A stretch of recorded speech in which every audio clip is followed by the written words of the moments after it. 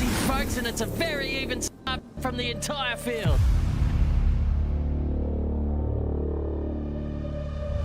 There's a freight train forming behind him right now. He will be as nervous as a cat in a room full of rocking chairs. I can give you the hot tip.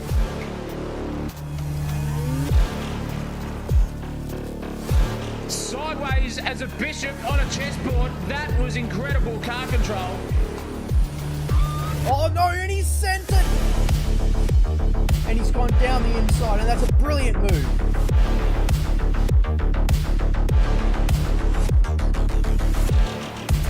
Going for a bit of an ambitious dive now, and oh, there's contact! Here they come now, around the final turn on the final lap. They're side by side. Oh, there's contact there. Someone is going to be hitting the showers early tonight, I'll tell you what. Crosses the line for P1. Brilliant racing, absolutely sensational stuff. This is heart pounding. This is nerves rising. This is sensational TV.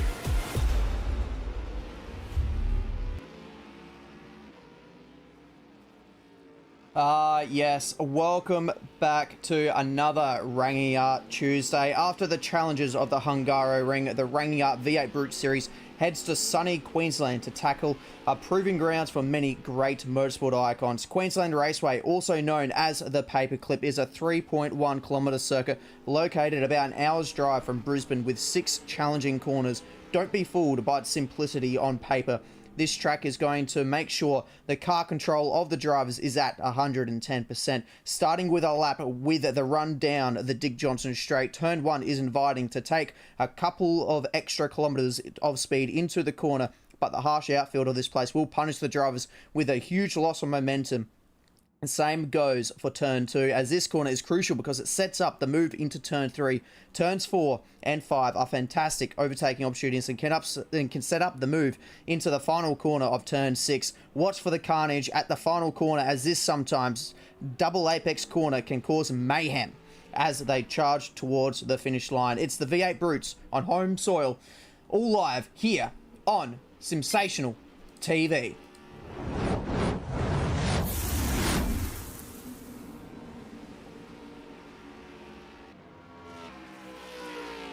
And welcome back. It is fantastic to be here for this next installment of the Rangiart V8 Brute series. And we have got an absolute treat in store as they've just started qualifying, and it's the first flying laps so far. So let's take a very quick look here at the standings to get a bit of context to how things are shaping up at the moment. And here we go. So it is Andrew Ferguson leading the way by 28 points ahead of Andre Elliott. Then it's Jason McFadden, Tommy Corks, Ezra Simons, Dion Clerk, Remo Grand, Fabian Fitness, Cole Elliott, and Lee Crowther to round out your top 10 in a very tight championship at the moment. Considering we're only 7 rounds in, this is going to be absolutely hectic here tonight. And in the box, it is just me tonight. I've lost my co-host of Dean Handley, as we normally do. So here we go, just me tonight. Stormlad it is, and we are in for an absolute ripper tonight. We are indeed. So let's get right on to it. And at the moment in the standings, you got Ferguson about to set the fastest lap time, and there we go, an 18.9, and a very good lap to start when proceedings off. Gray Ward goes into second position, but immediately pipped by Jason McFadden as the first laps now come flying in. And this is going to be an absolutely fantastic round. And look at the times. McFadden has dropped it into second position with a 19.2. So he's still not yet into the 18s. And now we get Tommy Corks into the 18s. And he is immediately thrown it into the pit lane to go again. And it looks like fresh tyres is going to be the culprit here tonight. And all the drivers going out for 1, maybe 2 laps and then deciding to pit it. And we have got some fantastic drivers out there to try and set the timings alight. Johnny Ostrop, your race winner from the Hungaro Ring in race number 2, currently lines up in 4th position. He's done a lap time of 19.3, so he's about half a second away off the pace, which is a little bit further down to what we generally see Ostrop so far in this series. But he's gone purple in the first sector. How does the second sector, look for him, and it's a green second sector as well, so he is absolutely on for a fantastic lap time here. Is he going to be able to beat it, though? A 19.3 is his personal lap time to beat, an 18.8 to top Andrew Ferguson. Purple first sector, green middle sector. He's only got the final corner to navigate now, and using all of the curb on the exit. Where does this lap put him now as he heads down the Dick Johnson straight and across the line into P5? So it's a green final sector. He does improve by about a tenth of a second, and another driver who's just had a big improvement is Ezra here, lining himself up into 6th position. And this qualifying is short, but it is going to be a action-packed, fast-paced one that is as well, because it's such a short circuit. It's only 3.1 kilometers with 6 corners is this track, so plenty of action coming around here as Ferguson's now on yet another lap time. Can he beat the 18.8 that so far has not been eclipsed? He's only done the 1 lap so far in qualifying. A few of the other drivers already done a fair few laps in this session, and still yet to top the time. It's a green first sector, so he's looking like he could go on for a improvement so far in the session. Green first sector, we're about halfway through the middle sector. We just have to get to the exit of turn 5 to work out if he's really going to be on it. At the moment, your championship leader topping the timings in qualifying is going to be a lap time to beat and a half, because no one has come within closing distance of Tommy Corks, because Corks at the moment only 500ths away from the lap time of Ferguson. I'm sure he's going to be wanting to try and find that minuscule amount of time to get himself up into a pole position. But now rounding the final corner, is there going to be a improvement from Ferguson? There wasn't too pretty in the middle sector. He's got a few more greens in the micro sector department, and he does go faster to an 18.89, so it wasn't a massive improvement, but that has extended the gap between himself and Tommy Corks now. And is Corksy going to be able to respond? Because he's now just starting another lap here, and you can see him absolutely on the ragged edge of this vehicle. And let's take a ride on board with him, because this is going to be a fantastic idea to see how much oversteer is used. And you can see on the power slide on the exit, this is how these cars are driven, pretty much how any car is driven around the paperclip. It is all about carrying that speed, and if that means you have to put it out on a little bit of a slide, that is what you do. And these cars love to crank it out sideways, and you can see him constantly trying to catch the thing, get on the throttle, and he's had to get out of the throttle, and he's used all of the grass on the exit as well. How is the track limiter going to like that one? You can see the car in front of him as well also struggling to get themselves up, and it looks like he may have had the track cut because he's backed out of that one, unfortunately, there for Tommy Corks. So it looked like it was going to be a good lap. Green first sector, but still no improvement. Is Ferguson on another absolute ripper? He's around the final corner at the moment. He hasn't gone any better in either of the sectors, but he has put in a purple micro sector in a sector 2, so does crossing the line go even faster? He does. It's now an 18.83. So he is extending the time now, and Lee Crowther, while we were on board with Tommy Corks, has thrown it into 2nd position. He is the next closest challenger to Andrew Ferguson, only 600ths of a second away. So very, very close quarters at the moment. Your top 3 separated by just over a tenth of a second. Is there anyone else at the moment wanting to try and take a hold of this one? Because Remo Grand here is about to exit the middle sector there. He is just about to cross the next timing split. Is this sector going to be any better? There is no improvement in the sector at the moment, so don't think there's going to be too much of an improvement, if any, so far on this lap, unfortunately for Remo Grand. And Jake Buttigieg has absolutely just thrown it up into 5th position. A fantastic lap from himself, and that is a 19 flat. What a lap time at the moment. Ladies and gentlemen, your top 5 is only separated 0.2 of a second. Back to Andrew Ferguson, though, because he's about to finish yet another lap here. Is this going to be another quick lap from Ferguson? At the moment, it's greys all over the board, except for one micro green sector. So does this warrant a improvement on the lap time? Does he beat the 8.3 that we've seen him do so far? No, he doesn't. He's actually a little bit slow, so expect him to try and find another lap time out of this one, and this will be his final lap time as well, because we've now ticked over to just over a minute left, and the lap time's at the moment 1:18. So it will be very touch and go if he can make it to the finish line to set another lap time. But just look at all the traffic in front of him as well. So with such a small circuit, that's also another thing to take note of, is how much traffic is going to hamper your lap time. He's currently got one of the Speed Nation cars directly in front of him as well, going a little bit wide as well, holding themselves up and getting ever closer to the back of Andrew Ferguson. Lee Crowther is putting into the lane, so he's going to be done here. But look at this lap from Tommy Corks in third position. He's only just over a tenth of a second away now from getting himself onto the front row as well. So he's only 500ths of a second away from the front row, a tenth of a second away from a pole position. He's keeping it nice and tight to the start-finish line, down the Dick Johnson straight. How does this lap go? Andre Elliott has just gone to the top with an 18.7. Absolutely huge lap. No improvement from Tommy Corks, but Elliott, out of nowhere, throws it onto the pole position. 18.75. Is there going to be anyone to try and get that one away from him? Ferguson has only just made it across the start-finish line to start a one more lap time to try and take away that pole position that he's been holding this entire session.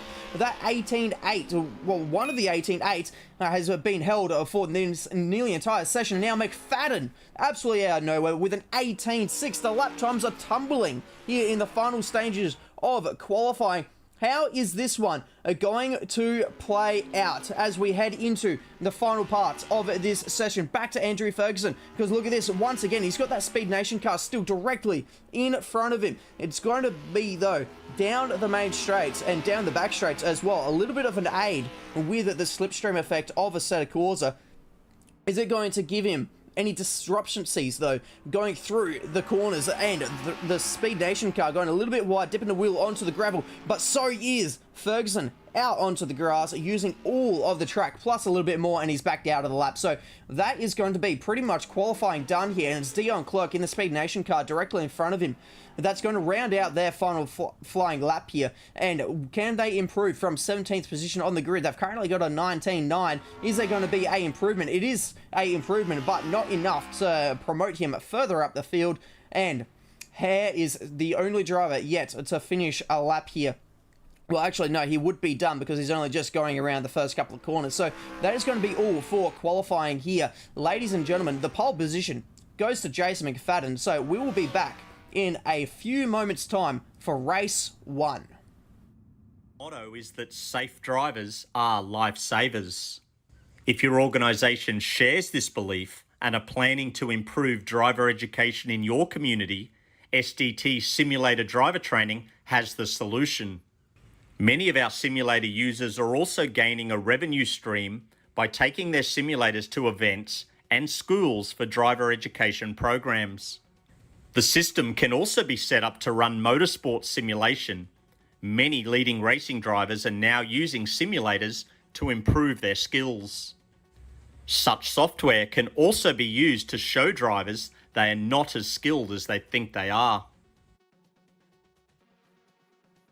SDT Simulator Driver Training is a division of Safe Drive Training, one of Asia Pacific's leading driver training providers.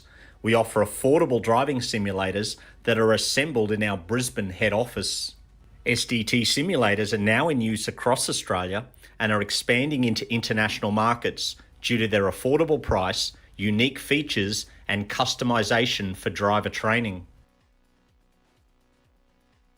Depending on the simulator model being purchased, you will receive a range of training resources to help you to facilitate quality driver education.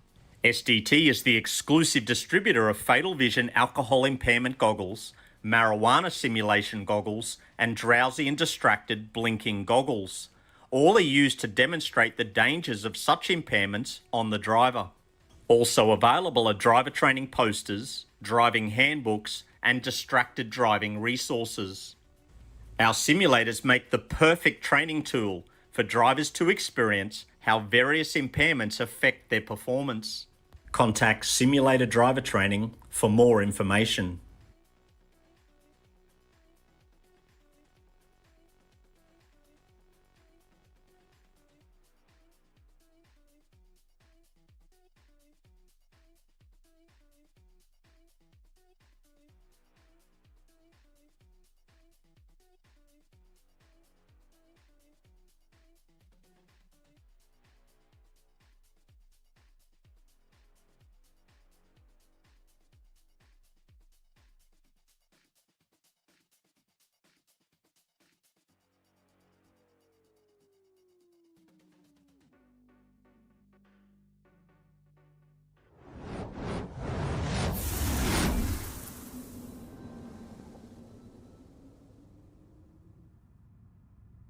And welcome back. We are nearly ready for the start of this next race, and taking a look at the grid just momentarily. So it's McFadden on pole position with fellow Rangiart driver Andre Elliott in second position, and then you've got Andrew Ferguson, who held that P1 spot for so long, ended up being demoted to the second row with Lee Crowther alongside Tommy Corks and Remo Grant to round out the next one.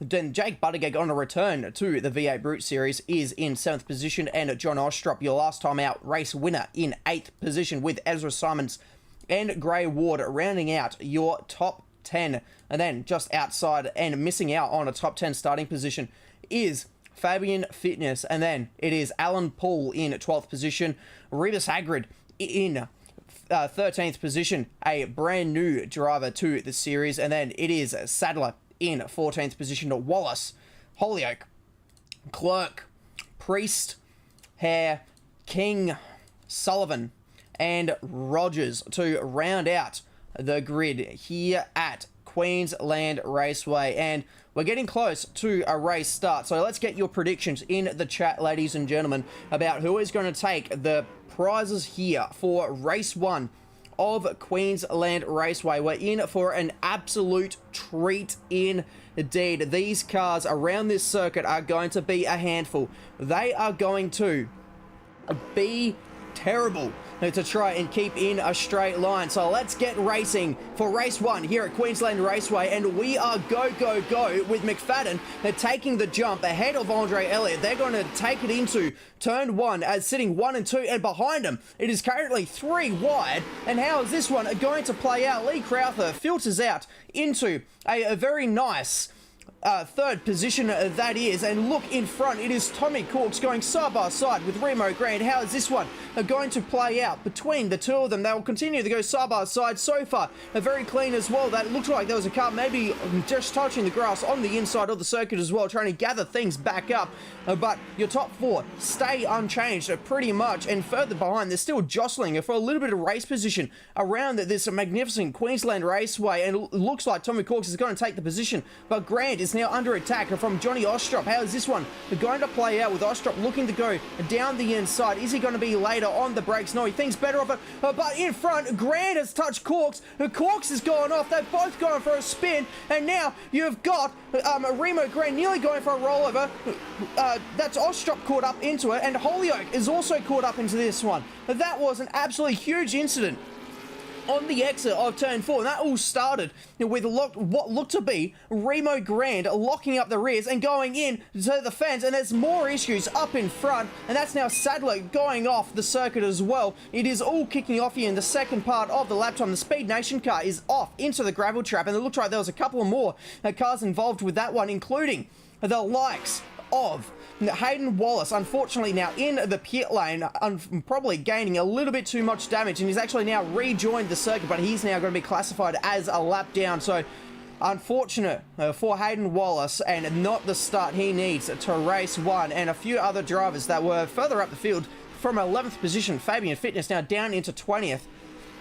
And he's now driving with Sadler, who we saw caught up in that incident, but it looks like up ahead, what a battle this is. 3 wide between Corks, King, and Ostrop as well. So how is this one going to turn out? It was 3 wide entering the corner. They now go to 2 by 2, and they'll continue to go side by side. Corks, though, tucks back into the slipstream of Sullivan, as now Ostrop is looking to try and take a position away from that one as well. How does this play out between the lot of them? And it looks like it's going to be all much cleaner this time around through there and in the background, and King is still under attack from Remo Grant, and he's going to lose that position to Remo. So down into 7th position goes King. Grant now up into 16th. So it's been a fantastic coupling open laps for a couple of these drivers, keeping their nose clean and tidy, and to make it to the checkered flag, which is still a mere 17 minutes away. And in the background, and still Ostrop and Sullivan going at it. They will be going at this for quite some time, and I'm sure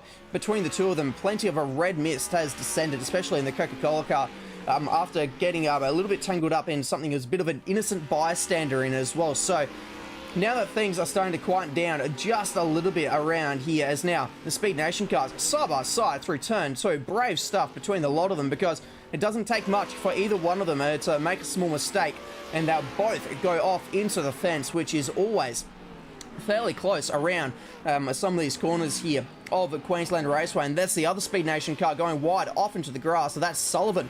That's now going to open it up to make it a three-way Speed Nation battle. How will this play out between the lot of them? It's Commodore, Falcon as well. So we've got a mix of manufacturers between the sister cars, and it is going to be Sullivan and Grant going side by side. Can Grant hold it around the outside? He's going to have to use all the grip that he's got available in this very low-powered car. A very low grip car, very high-powered car, and it is going to be Hare also making a mistake just up in front, but the battle continues between the Speed Nation cars. And look at this, Sullivan's now hung out to dry on the outside, and that's going to allow Priest to go on through, and that is going to be a loss of 2 positions now for Sullivan against his teammates, and he will now have to slot it into 16th position, but back out in front because McFadden has absolutely bolted away into the lead. He's got a second gap between himself and Andre Elliott, and also has the fastest lap of the race with an 18.7. So he's very much already onto the pace of qualifying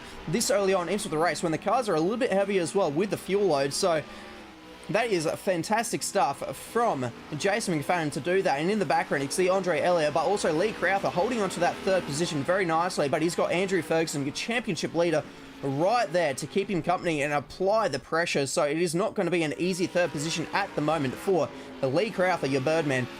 He is going to have everything to work out, and you can see there a couple of mistakes starting to creep in a little bit. He used a bit too much of the inside curb at turn 5, and then that threw the car out wide, and that is a move from Ferguson. Well, that was a very, very late dive from Ferguson. How's this one going to play out? Because this now allows Elliott and McFadden to drive away from these two, and that may also just bring Gray Ward into the battle in 5th position. He's 3 seconds behind, but that will close up very quickly if these two drivers continue to battle it out. And that's another mistake from Crowther as well, going wide on the exit of turn 1, using the grass to try and make sure that he can stay as much as he can within the track limits. And unfortunately, that also brings into picture once again Andrew Ferguson. He's going to look with the slipstream, how far can he go with this? Is he going to send a move into turn 3? He's going to have to be so late on the brakes. He doesn't send it on the brakes, but look at that, Crowther's gone a little bit deep. Does that invite Ferguson to go for the move or any sort of switchback? It's a fantastic overtaking opportunity to go for the switchback. And in the background, Jake Buttigieg as well has now got himself ahead of Gray Ward, and so the Hot Wheels car ahead of the fellow Commodore, the fellow Speed Nation car, and so he's going to be looking to try and get that one all sorted. But Ferguson has now got the overlap on Crowther. How does this one go about his business? And it looks like there's been issues for Fabian Fitness as well. He's off into the gravel, he's fallen down the order. It's a terrible day in the office for Fabian Fitness, and it looks like King might be trying to readdress something here. So maybe a little bit of contact, a little bit more news to that story, and we're going to have to work that one out at a later date. But back to the battle for 3rd position, because Ferguson, it looked like he may have been trying to line up an overtake into the final corner. He hasn't been able to do so, but we've seen the mistakes starting to creep in from Lee Crowther. The pressure is definitely being applied, and that's the most sideways we've seen Crowther so far. And since we've been watching this battle, that was another huge moment on the exit of turn 1. That's going to give the momentum advantage to Ferguson. And look at the gap as well that Buttigieg has been able to pull away from Gray Ward. So Buttigieg is definitely on the move. The gap was 3 seconds between the battle for 3rd and the battle for 5th. That is now down to a mere 2.3 seconds. So Buttigieg definitely on a charge. Can he try and cause an upset here and steal the podium away from the both of them? Because at the moment, in the pace, he is definitely faster than these two drivers, and he is going to be absolutely hungry to get himself onto that podium. But it looks like for now, Crowther has got the better of Ferguson. He is holding on to this 3rd position quite nicely and is looking to try and take that podium. But out in front, McFadden and Elliott still driving away. The gap between the two has extended now out to 1.7 seconds. So they are definitely pulling away from the battle at the moment. You can see Ferguson trying to go for different lines into the final corner. I mentioned in the pre-show that you can go for multiple different lines. So the final corner is going to be where plenty of chaos will ensue. And speaking of chaos, here we go, side by side, into the final corner. It's going to be Grand versus Hare. How does this one play out? Hare down the inside, and he's going to get the move nearly done, but look at the pace from Grand around the outside. He's going to be able to stick it and side by side as they head down the Dick Johnson straight, and now into turn 1 is one of them. They're going to give, or they're going to try and send it around the outside. Goes Grand, and look at that for a move. Beautiful stuff, and he's now up into 13th position, but he's got a train of very angry cars right behind him, including Hare, Priest, and Hollyoaks. So he's got to have his wits about him to make sure that he's now got the move done and that he can pull away from this pack of cars, because they are not going to let him go very easy, and especially now that he's the one breaking the air in the front of this train. And so don't run it too deep into here, or else the rest of the field will absolutely try and get you. And look at that. Now, Priest is now trying to follow his teammate through and get the move done on Hare in the Irwin Tools entry. And is he going to be able to get the move done? He's looking to the outside. There's ever so slightly some overlap as well as they head into turn 4 now. How does this one play out? Because around the outside, it's definitely been proving to be quite the move to pull off at the moment. The track ever so grippy on the outside of the circuit. He can't get it done there. Car breaks out into a heap of wheel spin, and look at this. Tommy Hawks is also making his way through the field, and that is because it's actually Dion Clerk coming into the pit lane. So unfortunately, some dramas for Dion, and he's also falling down the field, and it looks like Hare's also had an issue. So that angry battle pack that I was talking about before looks like it's come to blows. Priest has also lost a position to Hollyoaks, has managed to get himself a 2-for-1 deal there. So one could assume that the move was on between Hare and Priest, and unfortunately has ended with the both of them losing a position to Hollyoaks, and the readdress is absolutely on there. So definitely contact between the two, and I'm going to say Priest has put his hand up there and said that he is not he is not going to get a penalty for that one, and he is putting the blame on him, and he's readdressed it and not letting the stewards play their hand into this one, which is what we do like to see. The self-policing is also something that we love to see in amongst this field. But back to the battle for 3rd position, because it has not changed one bit. But what is changing is Jake Buttigieg in that P5 is ever closing as well. The gap was at 2.3 seconds the last time we checked. It's now down to 1.4 seconds. So he is on a charge, and he could be the upset here for this 3rd position battle. And the Hot Wheels car, you can see in the background charging in at an absolute rate of knots, but Ferguson seems to have the pace. He just cannot make Lee Crowther break, and we once again see a moment on the exit of turn 1 for Crowther. So Crowther's definitely feeling the pressure, the mistakes slowly creeping every now and again, but he is not buckling as of yet with those headlights absolutely on for Ferguson, all over inside the mirror for himself. So Crowther definitely holding his own, and look at that, a little bit deeper, but Ferguson follows him in as well. So they're both pushing the absolute limits, and it looks like Ferguson's got an ever so slight run out of turn 3 on that one as well, but it's not going to be enough to try and show a move onto Lee Crowther. And just a bit of a tabs here, because we saw him moving up through the field not too long ago was Fabian Fitness. He's now got himself up to 17th position. We saw him down to 20th at one point. Unfortunately, he's been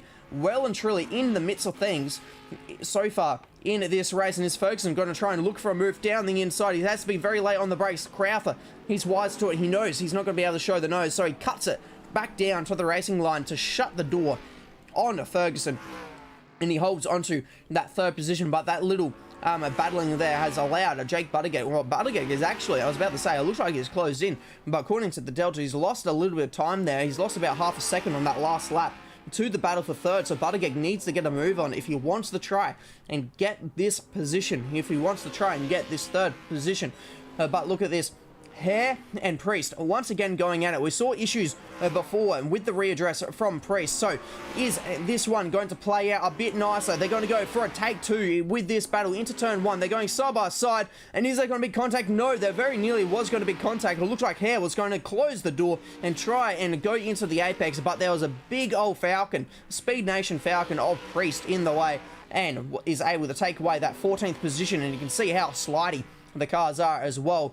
So it is looking like to be one tricky car and track combination tonight for these drivers. But this here is also a bit of a train that's been following up behind the Donut King himself of Alan Paul, and you can see that some very quick operators are right behind him, and including Hagrid, a first-time race comer, in 9th position, performing very well in this one. And then Tommy Corks are right behind, sitting 3rd in the championship. He would absolutely love it if he's able to get the move done here on at least one of them. And it looks like he might be trying to go down the inside. Oh, Hagrid's going to go down the inside. So too is Corks. Hagrid, and that's Paul, who's been left out to dry on the outside of turn 1. And he's going to lose 2 positions in the one go right then and there. And now falls down into 10th position. He's got last time out race winner Johnny Ostrop right behind him as well. So Hagrid moves up into 8th position, Corks into 9th. What a battle that was. And here we go. The battle for the for 3rd position is absolutely on. Ferguson side by side with Crowther. It looks like Crowther's got a little bit more straight line speed, but he's not able to do anything with it. Ferguson's going to go into 3rd position. And is Crowther going to be able to try and get the cutback going? It looks like he's actually got it. He's got the cutback on the move at the moment, but is he going to be able to make anything work here? Because he's a little bit too far back to possibly try and go for the dive. Is he going to go for the dive? No, he thinks better of it. But this little battle, look at that, has brought Jake Buttigieg into this battle. Absolutely. He's only just over a second away from the battle now. And if these two keep tussling it out to try and see who's going to be on the podium, no you sir, no you sir, we are going to be on for a 3-way battle for a 3rd position here in race 1. So this is going to be a absolutely interesting battle to see how this one plays out, but it looks like Ferguson might have the legs now that he's in the clean air and up into that 3rd position, and the battling is continuing on behind them with Hagrid now going side by side with Tommy Corks. Actually shoves him off the road as well for good measure, gives him the squeeze on the exit of the corner. And Hagrid is holding on to the 8th position. Corks, for his championship's sake, would love to get by this new driver and get himself inside of that top 8. That would be a huge amount of points. And look at this. The run is now on with Johnny Ostrop, because Paul, you saw there, he dropped it into the gravel on the exit of turn 1, and now running side by side down to the back straight. How does this play out between the lot of them?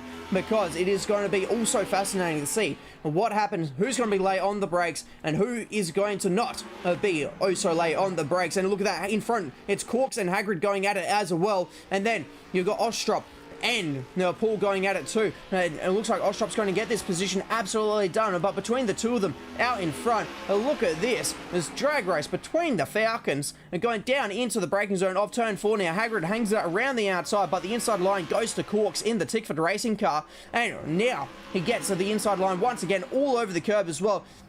Racing room given, and look at this, ladies and gentlemen, for racing. You're 2x2 for 8th, 9th, 10th and 11th position on the road at the moment, but now the inside swings back to Hagrid. And how does this one play out? Because it is going to be intense battling, and they continue to go side by side. They've been side by side since turn 3, and so that is well and truly over half a lap of racing between the lot of them, and they'll continue to go side by side into turn 1. Is Corks going to try and set up a switchback here? It looks like he might have the run to be able to try and do it. No, he tucks back in behind Hagrid, and he'll settle for 9th position right now. But that was a fantastic bit of driving between the lot of them, and you can see that Paul once again all over the grass and a little bit more on the exit of turn 3.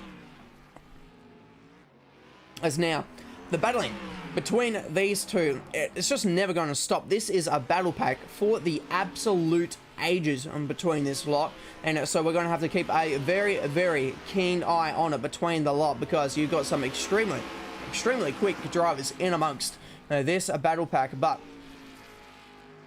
Jake Buttigieg has now caught up to the back of Lee Crowther and is hounding him to try and get that 4th position. Ferguson has driven away from Crowther, and so now that he's in that clean air, has been able to pull a 1.6 second gap between himself and the only other driver at the moment who could steal away that 3rd position from him. And now with only 2.5 minutes left on the clock, this battle is going to be for 4th position. But also keep an eye, ladies and gentlemen, on the gap between your leaders. That gap was out to nearly 2 seconds. It's now only 7/10 of a second. So Andre Elliott, who we have seen in the second phase of races, is ever strong. Absolutely showing that once again and closing in that gap. But does Buttigieg go for a dive? And no, he does not this time around. But Crowther goes very deep into turn 3. Is he going to be able to keep the speed up on this one? But look at the run that Buttigieg now has as he heads down into turn 4. how's this one? We're going to play out between the lot of them because he's going to have to go late on the brakes if he wants anything to do with this one. He can't make anything work this time around, but he gets so close to the back of Crowther, and to the point that there's nearly contact between the lot of them, and Hagrid and Ostrop once again switching and swapping positions, but it is Hagrid that's actually now lost that position to Tommy Corks. Corks driving away from the battle pack, and Ostrop hounding the back of Hagrid to try and get himself into a 9th position, which would also play beautifully for his championship because he is well and truly in the hunt. Remember, this is a very long championship this season for the Rangiart series, and this is only part 1 of several parts of the championship where we're driving the V8 Brutes, so expect there to be battles galore as well. So how does the V8 Brutes fare of Queensland Motorsport Park, that is in Queensland Raceway, and it is going to be ever interesting to see how this battle plays out. But Buttigieg still hounding the back of Lee Crowther. Is he going to be able to find a way through? Because once we finish this lap, we've only got the one more to go, and he sends it down the inside. There's contact between the two of them, and it looks like he's going to readdress that one because that was a very late move, and he sent it ever deep on the brakes, and the only reason he stayed on the track was because he made the side-to-side contact with Lee Crowther, and a very good job there from Jake Buttigieg to immediately give up the position and do not take advantage from that one. But immediately he's got the run on Crowther, and he's going to be trying to get the move off of Crowther and get into that 4th position that he's been trying to get for some time now, and he just hasn't been able to get that one done. He caught up to the back of Crowther as soon as Crowther was the next car in front of him quite quickly, and just hasn't been able to get around. But he's got one more lap to try and get it done here at Queensland Raceway. Josh Sadler has just been handed a drive-through, unfortunately, for track limits around this circuit, so into the grass a little bit too much. But take a look now. This is the battle for the race win. The two Rangiart cars are going at it, and McFadden feels threatened. He feels threatened because he's gone immediately to the other side of the track to try and break the toe, but also immediately go to the defensive. Do not even let Andre Elliott get a sniff. Does Elliott go to the inside? McFadden, he's gone deep. McFadden's gone very deep into turn 3. He's also out sideways massively, and that's going to ruin his exit. So an advantage at the moment. It goes to Andre Elliott, and so now this battle is absolutely kicking off in the dying stage of this race. It's the final lap of the race. Elliott to the inside of turn 4. How does this one play out? He can't get it done there, but there's a little bit of contact on the rear end. Is he going to be able to try and shove the nose in once again? He does, but McFadden has got the pace to hold it around the outside. He's got one more opportunity to try and take the race win away from his fellow Rangiart driver. Does he send it down on the brakes? He does send it very deep on the brakes, but he can't do anything about it at the moment. He keeps it tucked to the inside. It's going to be a drag race to the line, ladies and gentlemen. Is he going to be able to get it done? It looks like McFadden is going to just hold on. He's going to just hold on by 1/10 to Andre Elliott. What a finish between the lot. Andrew Ferguson will cross the line in 3rd position. Crowther will just hold on to that 4th position with Buttigieg right behind him in P5. Gray Ward held his own and was able to drive away into a 6th position. But look at this for a battle pack now coming up. You've got Ezra just holding off Tommy Corks to take that 7th position. Hagrid will take 9th just behind Tommy. And then Johnny Ostrop rounds out your top 10. Alan Paul in 11th, and then Remo Grant in 12th. Liam Holyoke in 13th position. Rob Priest will take 14th in the Speed Nation car. Fabian Fitness was in amongst a lot of it. Started 11th, down the 20th, works his way up to 15th, so not too bad indeed from himself. Mike Hare in 16th position, and Sadler in 17th with Sullivan. He's going to cross the line to take the 18th position ahead of Richard King, who has also got Rogers just behind him as well for company. Rogers using all the track available to him on the exit of the final corner, and they'll cross the line for 19th and 20th with Clerk and Wallace, unfortunately, having issues in that first race and finishing a lap down on that one in 21st and 22nd. But the race win goes to Jason McFadden that time around. So excellent stuff from himself, and we will be back, ladies and gentlemen, because we have got a reverse grid top 10 coming right up for race 2. Do not miss it and do not go anywhere.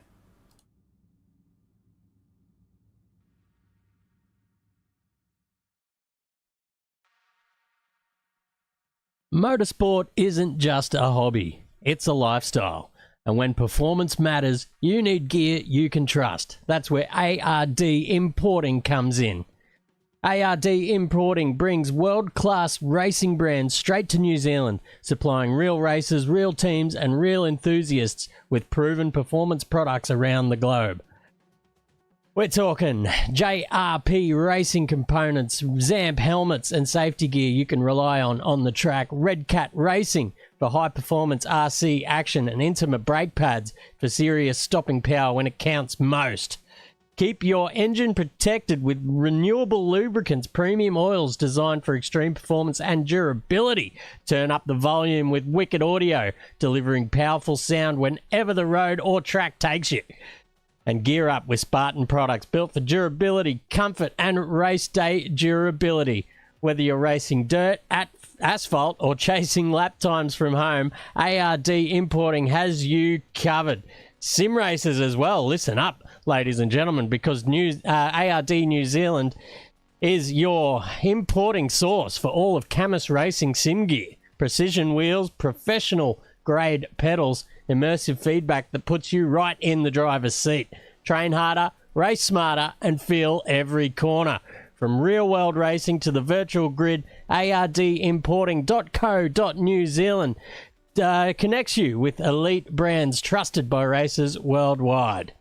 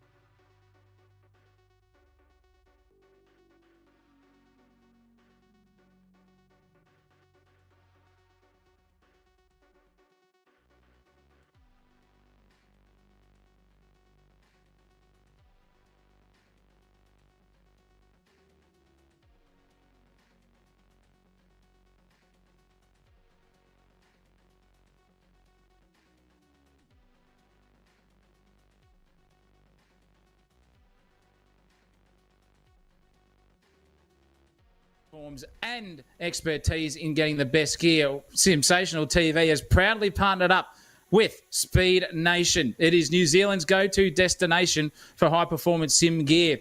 They also stock the best and biggest brands in the game, from Thrustmaster, Moser Racing, Next Level Racing, Sparko, Turtle Beach, and more. And whether you're looking for the ultra-responsive racing wheels or pro-grade flight controls, immersive audio, or rock-solid cockpits, I'll tell you what, Speed Nation has got it all. They also carry other trusted names like Butt Kicker, PT Actuators, Wheel Stand Pros, Gen Ace, Spectrum in the remote control field, and also Collective Mind. So every step and part of your setup is covered, from complete racing rigs and premium flight packs. We here at Sensational TV, back in Speed Nation, to deliver the gear that takes your experience to the next level. Fast shipping, trusted brands, unbeatable quality, and I'll tell you what, Speed Nation has it all. And as an excellent gift for all of our viewers tonight and members out there of Sensational TV, and if you're trying to get into racing, go to the checkout, buy some stuff off Speed Nation, because if you buy any full-price product on the website, enter the code SIMSATIONAL, that is SIMSATIONAL. Oh my God, I can't even speak. And you will get a 10% discount off your end cart price. So go in there. 10%? 10% did you say, Zachary? I did say 10%, Oh, mate. I did not say goodness. 5. I did not say 4. I said 10. Wow.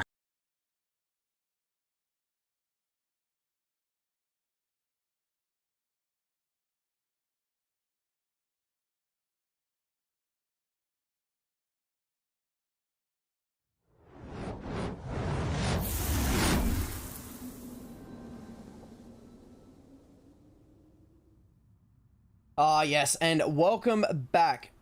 We've got race 2 not too far away here for this next one. So let's take a look at the grid because it's a reverse grid as well. So by finishing 10th in that last one, Johnny Ostrop is going to take the pole position for race 2. And then you're going to have Hagrid running up in 2nd position. And then you'll have Tommy Corks in 3rd, Ezra in 4th position, Gray Ward in 5th, Jake Buttigieg in 6th position, and Lee Crowther so close to a podium in 7th position. Then it's your podium sitters of Ferguson and then Elliott and McFadden. That was such a close finish between the two of them. Only a 10th and a half it was in the end. Alan Paul in 11th position, Remo Grand, Liam Holyoke, Priest in 14th position. Fabian Fitness qualified 11th, fell down to 20th, and is on his charge back through the field. So hopefully it's a cleaner race for himself, and we can see him back inside the top 10. And then it's Mike Hare in 16th position, Sadler, Sullivan, King, Rogers, Clerk, and Wallace, who had not great races and ended up finishing a lap down, will find themselves now at the back of the field, but have a second opportunity here to try and get themselves further up the field. How does race 2 play out? We have got one in the hands based off of the first race, and we are away. And immediately Sullivan has got a drive through for the jump start, so he was a bit too eager on the start of this one here. And it is going to be Johnny Ostrop leading the way into turn 1, and he sweeps across the nose of Hagrid. That was oh so close between the two of them.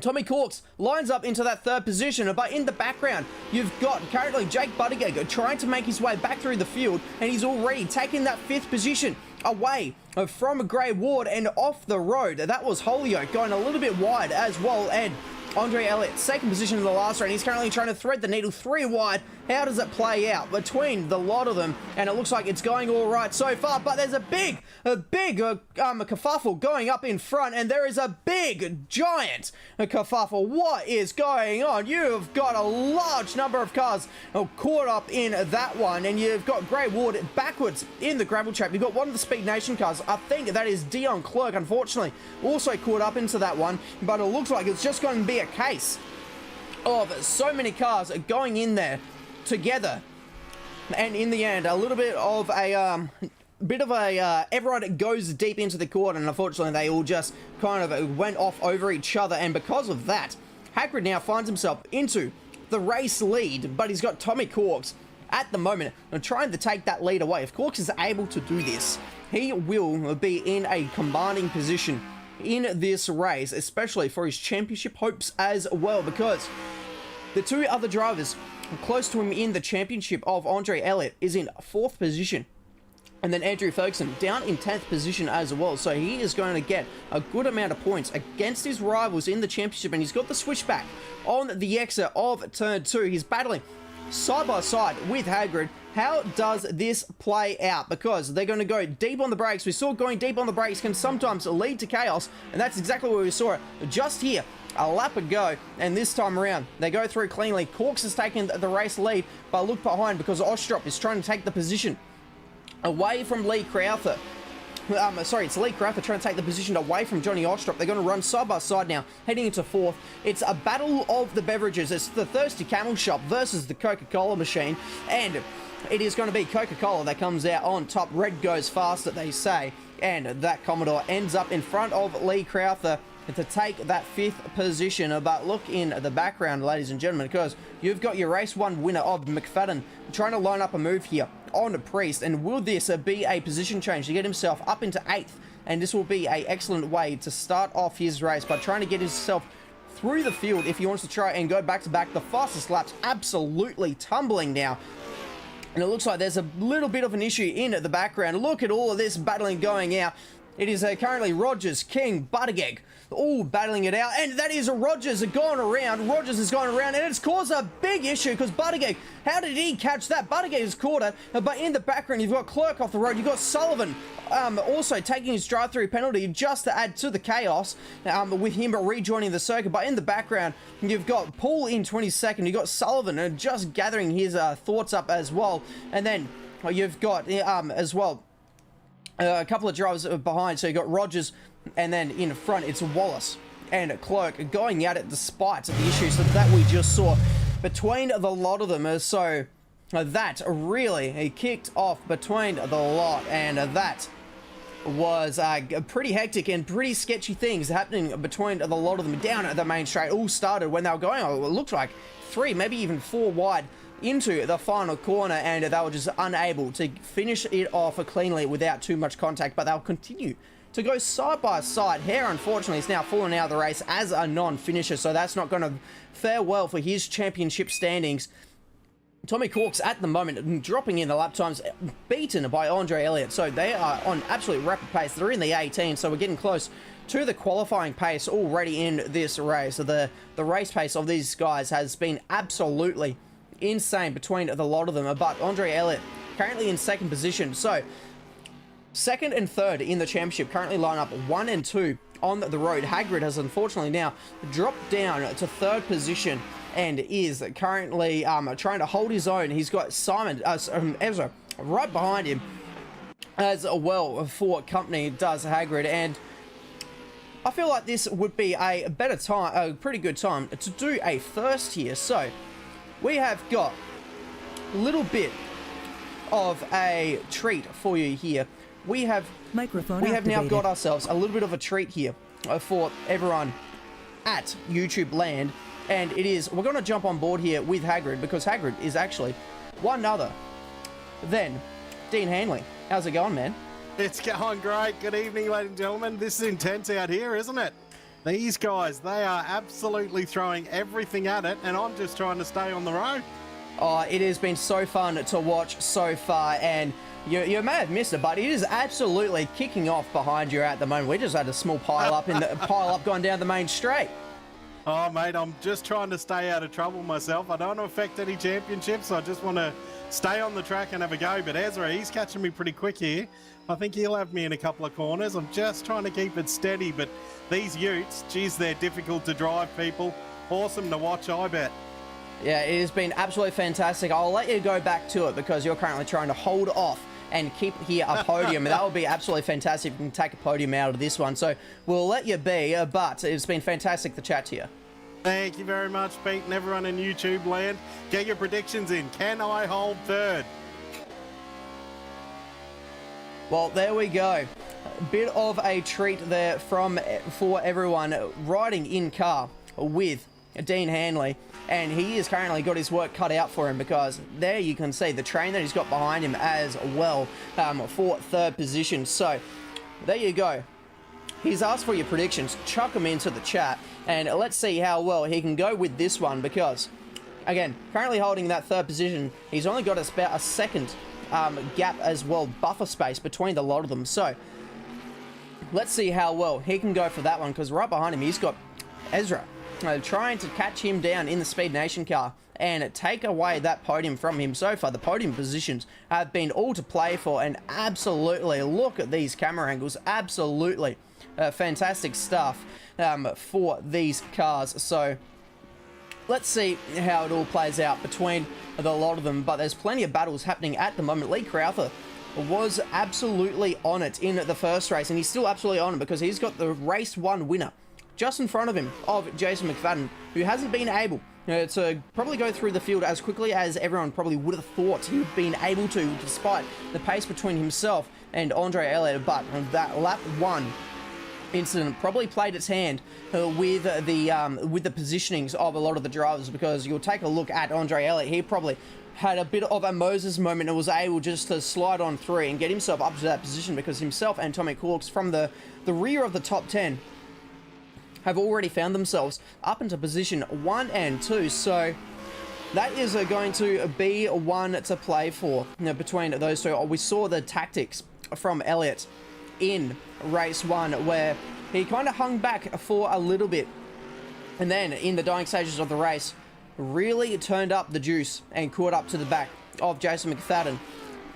Was he maybe a little bit too late to pull it off, because he didn't get into overtaking opportunities until the very end of the race? So does Elliott maybe now play his cards a bit differently and try and go for maybe a lap sooner, maybe a minute or two sooner he turns on the week, to give himself that extra couple of corners, maybe even an extra entire lap, to try and pull off and overtake for the lead? But at the moment, Tommy Corks is holding his own very nicely, and as I say that, Elliott going very wide in the background, and that is now allowed.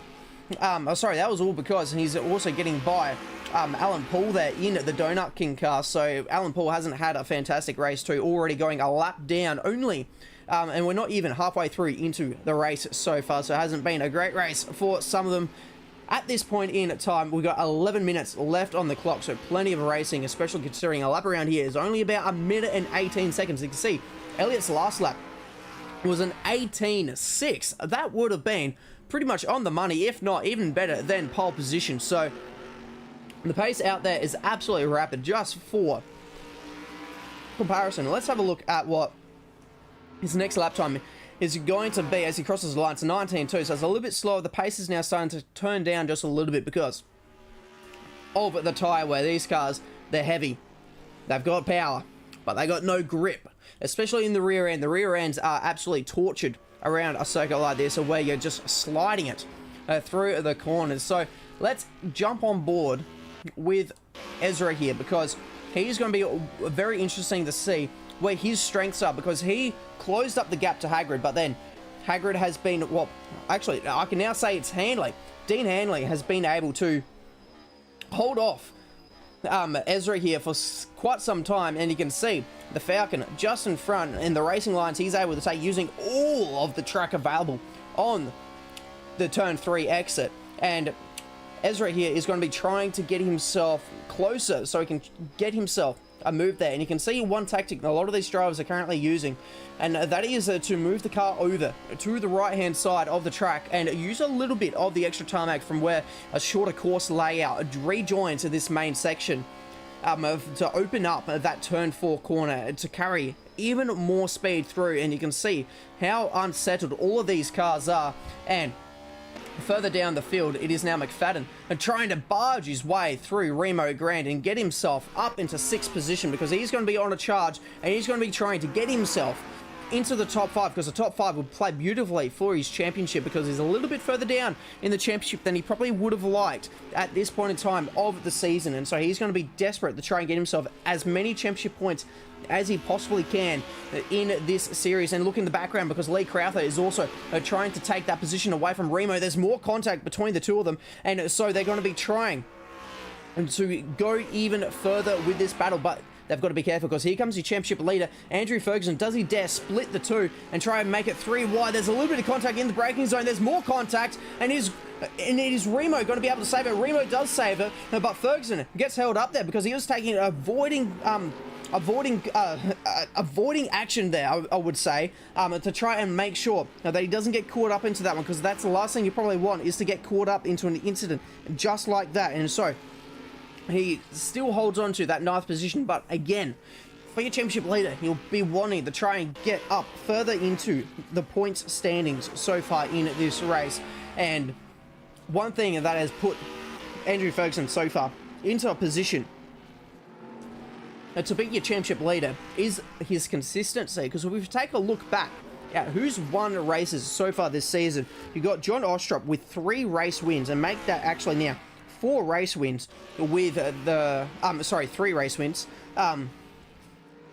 for Johnny Ostrop. And then you've got 3 race wins for Jason McFadden, 2 race wins for Dion Clerk, and then you've also got 2 race wins for Fabian Fitness, 2 race wins for Andre Elliott.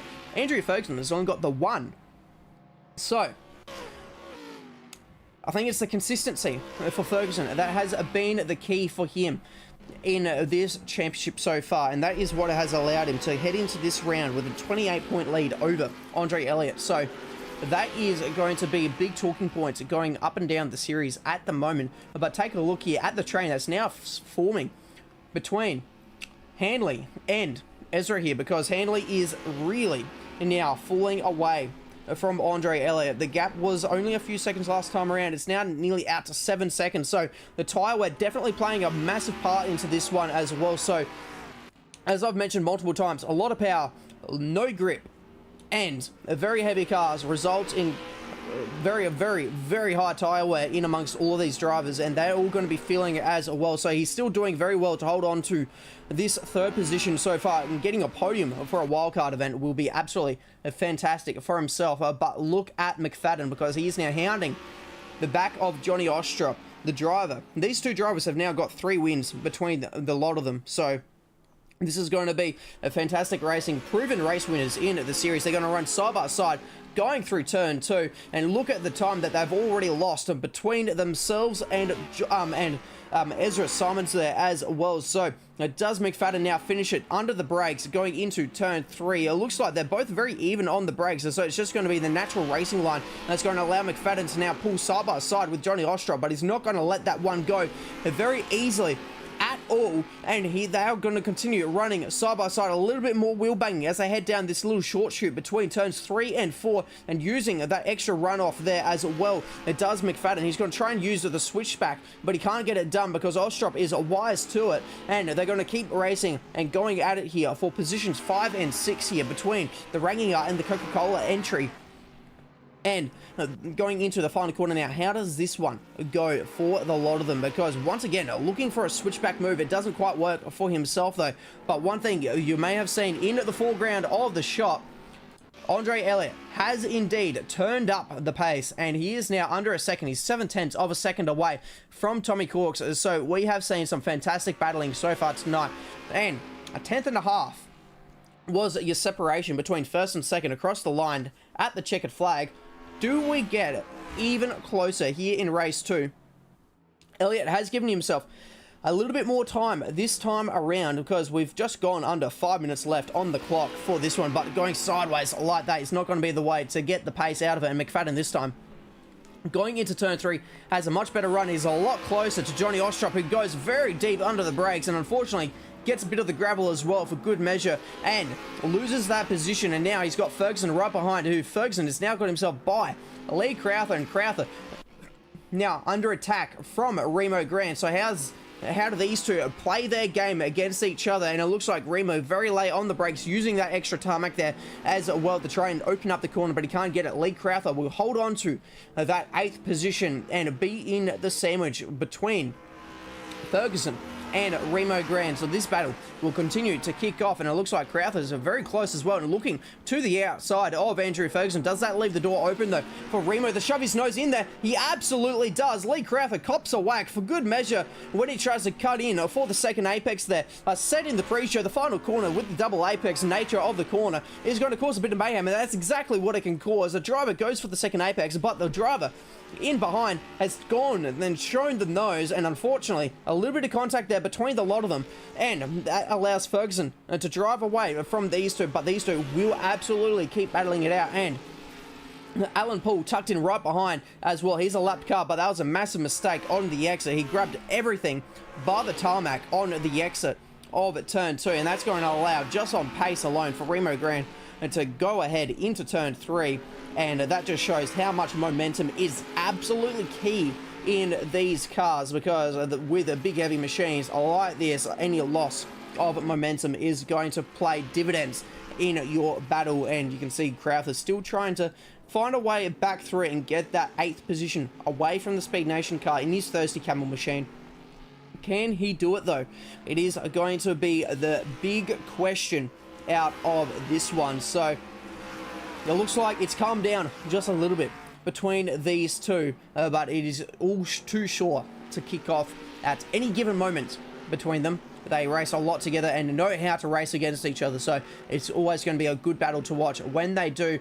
Out in front though, the gap between Elliott and Corks has not come down too much at all. In fact, at one moment in time during the previous battle, saw that it actually went to over a second, and now it is about half a second between the lot of them. So it is definitely starting to close up, but how much will it close up by? Because we've now got just over 2 minutes of racing left to go, so not too long of this race to go at all in the race department. So how do we go about it? It is going to be also fascinating to see how the battle plays out, but in the background you can see as well, this is Hanley with the battle of a century happening at the moment. He's trying to fend off a 3rd position. He can try and get the podium, but he's got Ezra right behind him. Does he keep his own as he heads up onto the brakes? He does, and he's gone a little bit wide on the exit. Unfortunately though, that is going to allow Ezra to try and get the position in. And is he going to be able to get that position away from Handley?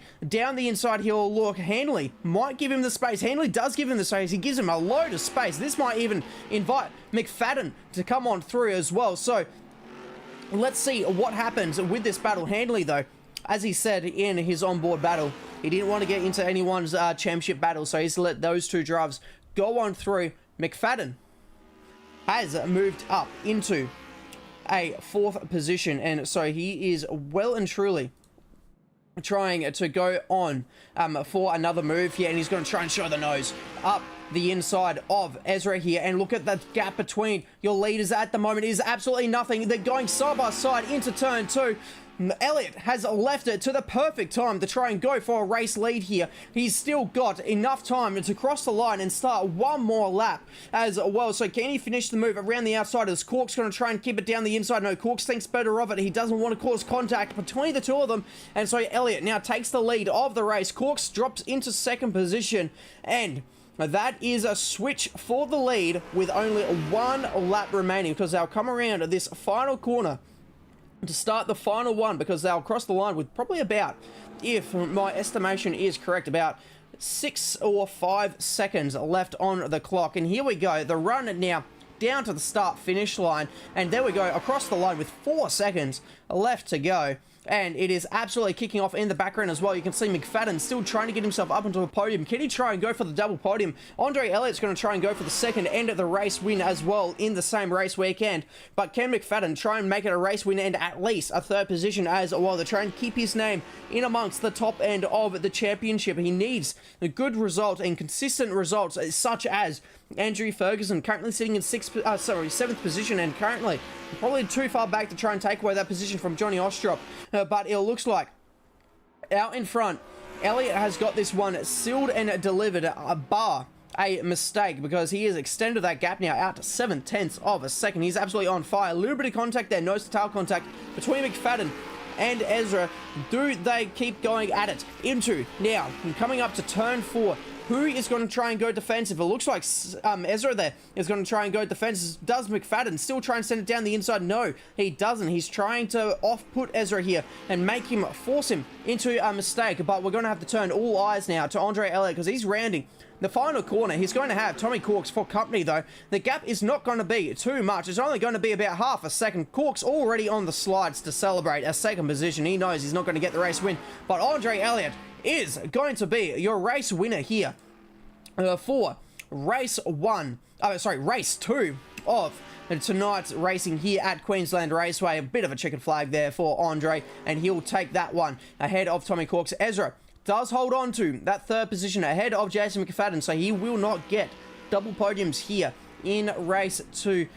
And then it is Dean Hanley in 5th position ahead of Johnny Ostrop, who's already pulled it into the pit lane. And then Ferguson power sliding it around turn 2 in celebration of a 7th position. So not a bad race weekend for himself. Decent championship points, and a bit of a moment there. Does he go around? No, he's just going to half teleport into the circuit. And so what a way to finish off the racing for Ferguson. Grand into 8th position, 9th for Lee Crowther, 10th for Fitness, and so he gets at least one top 10 finish in this race weekend.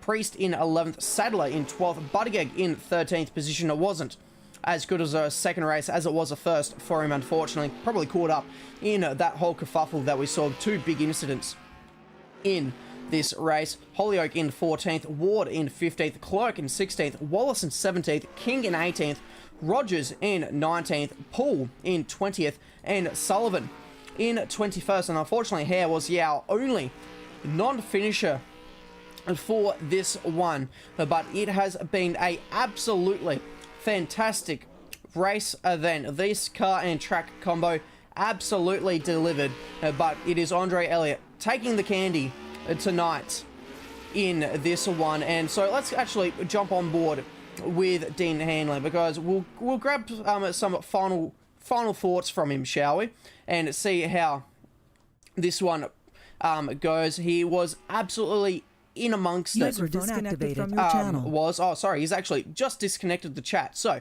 we won't have a chat to Dean, but it has been absolutely fantastic to have this opportunity to chat to him mid-race, which is absolutely fantastic. The donuts absolutely continue as well. So that is going to be all for tonight. I have been Peter Clark, and as always, keep it flat out.